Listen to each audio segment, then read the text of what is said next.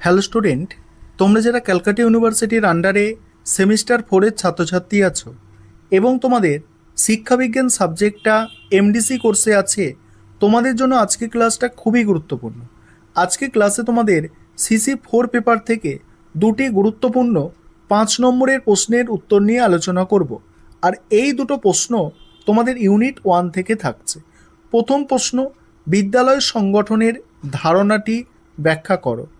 বিদ্যালয় একটি সামাজিক প্রতিষ্ঠান যা জাতি গঠনে একটি গুরুত্বপূর্ণ স্তম্ভ হিসাবে বিবেচিত। এই প্রতিষ্ঠানকে কার্যকরভাবে পরিচালনা করার জন্য একটি সুনির্দিষ্ট কাঠামো, নিয়মনীতি, দায়িত্ব বন্টন ও লক্ষ্য নির্ভরতার প্রয়োজন হয়। এই সমগ্র প্রক্রিয়াকে বিদ্যালয় সংগঠন বলা হয়। বিদ্যালয় সংগঠন বলতে বোঝায় বিদ্যালয় পরিচালনার জন্য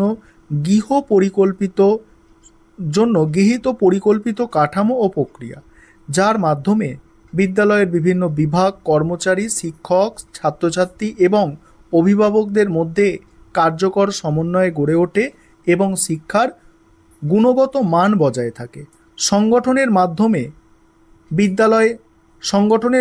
বিদ্যালয়ের লক্ষ্য যেমন শিক্ষাদান, নৈতিক মূল্যবোধ গঠন, সামাজিকরণ, শৃঙ্খলা রক্ষা ইত্যাদি বাস্তবায়িত হয়।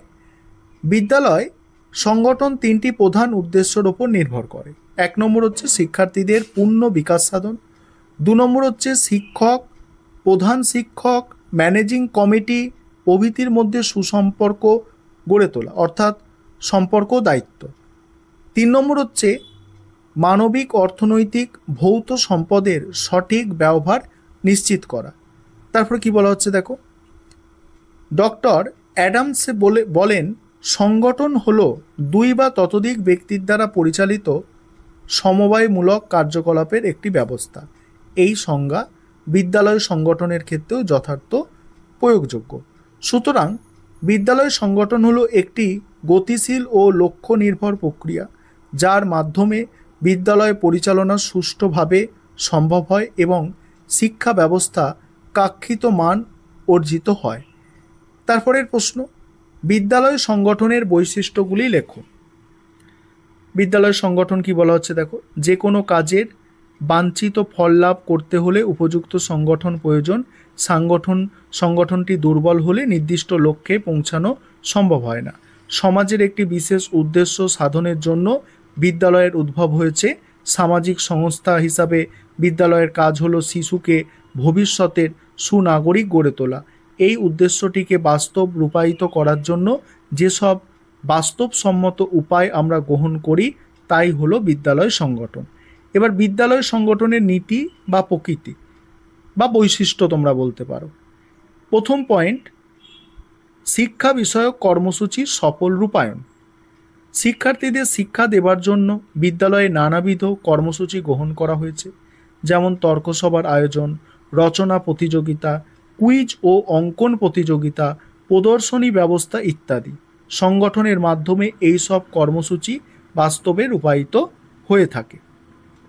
তারপরে হচ্ছে শিক্ষার যথোপযুক্ত পরিবেশ সৃষ্টি।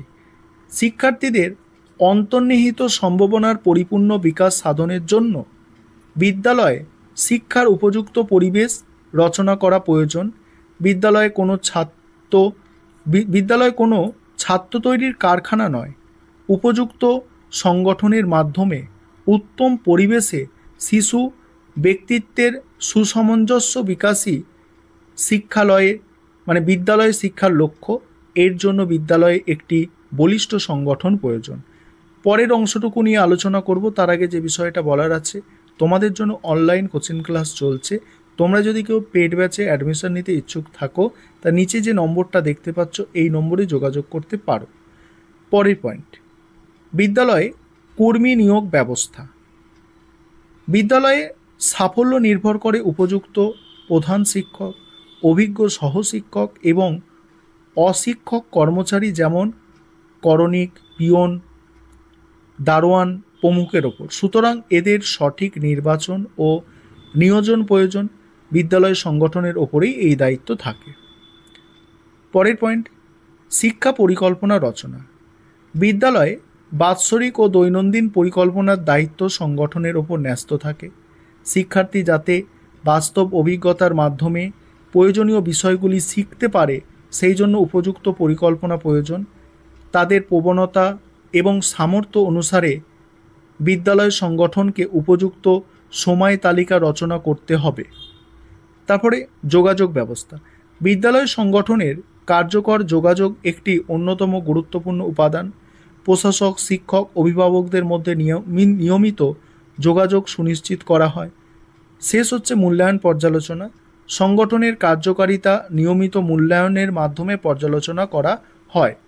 এই বৈশিষ্ট্যগুলির মাধ্যমে বিদ্যালয় একটি সুসংগত ও ফলপ্রসূ শিক্ষণ পরিবেশ গঠনে সক্ষম হয়, যা শিক্ষার্থীদের মানসিক, নৈতিক ও সামাজিক উন্নয়নে সহায়ক ভূমিকা পালন করে। এই দুটি তোমাদের 5 নম্বরের প্রশ্নের উত্তর আলোচনা করলাম ইউনিট 1 থেকে। মোস্ট ইম্পর্টেন্ট প্রশ্ন দুটো।